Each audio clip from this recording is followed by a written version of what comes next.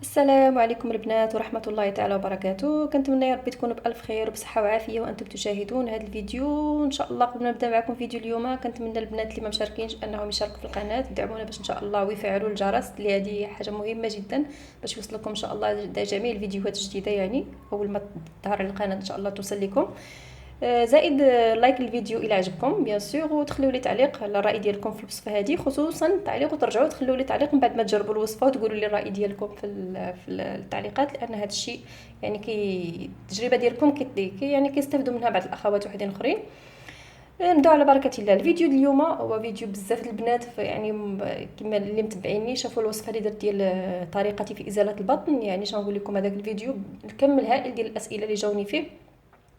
بزاف الناس كيطلبوا وصفه اللي شد الجسم، كيقول لك عطينا طريقه اللي من بعد ما الكرش تدخل غيبقى ترهل ولا شي حاجه بحال ما هكا، عطينا طريقه اللي شد الجسم. يعني عطينا شي وصفه. نعطيكم اليوم حاجه واحده، مكون واحد اللي شد الجسم، غادي تتبعوه لمده شهر، ولكن النتيجه تظهر من الاسبوع الاول. نتيجه رائعه جدا جدا وباينه بزاف. يعني شنو نقول لكم على هذا المشروب هذا، بغيكم نتوما تهضروا عليه من بعد ما تجربوه، لاني انا واخا نبقى نهضر لكم تنشبع ما نوفيش الحق ديالو. هذا المشروب هذا اللي هو كما كتشوفوا هنايا زريعه حبه حلاوه عفوا، او الشمر. كما كتشوفوا راه ماشي نافع كيكون خضر. الشمر، حبوب الشمر او حبه حلاوه.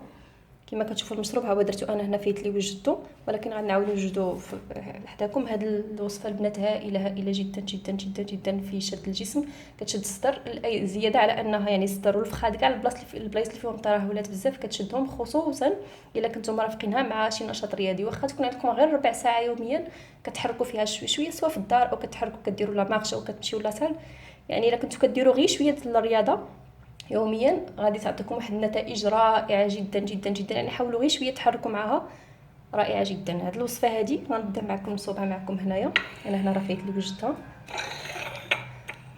اللي كنحتاجو ملعقه صغيره من حبه حلاوه، كنكبوا عليها الماء طايب كما كتشوفوا في الطاسه بحال هكا.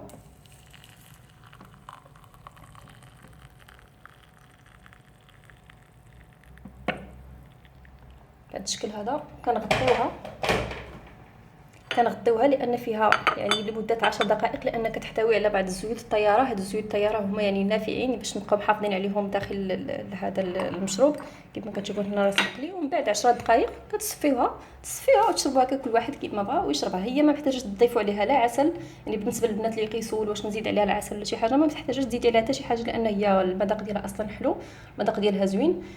غادي تشربوها لطريقه الاستعمال يوميا بالليل، يعني قبل ما تنعسوا. كاخر حاجه قبل ما تنعسوا بالليل، يعني كاخر حاجه تشربوها هي هذه الحاجه هذه. غير حاجه واحده، في الايام الاولى غادي تقدر تسبب لكم شويه اضطرابات في النوم، يعني في 3 ايام 4 ايام او حتى 5 ايام الاولى غتحسوا شويه بحال كتبدا تسبب لكم اضطرابات في النوم، ولكن ان شاء الله راه غادي تعودوا عليها. ما تعودوا عليها ما يبقى حتى شي مشكل. غير حاجه واحده، حاولوا تقريبا يعني تعشاو بكري، يعني كلوا اللي غتاكلوا بالليل يعني في وقت مبكر، يعني على الاقل واحد 3 ساعات قبل النوم من الاحسن، وشربوها بكري يعني واحد ساعتين ولا 3 ساعات قبل ما تنعسوا، باش هكا ان شاء الله تنعسوا مزيان.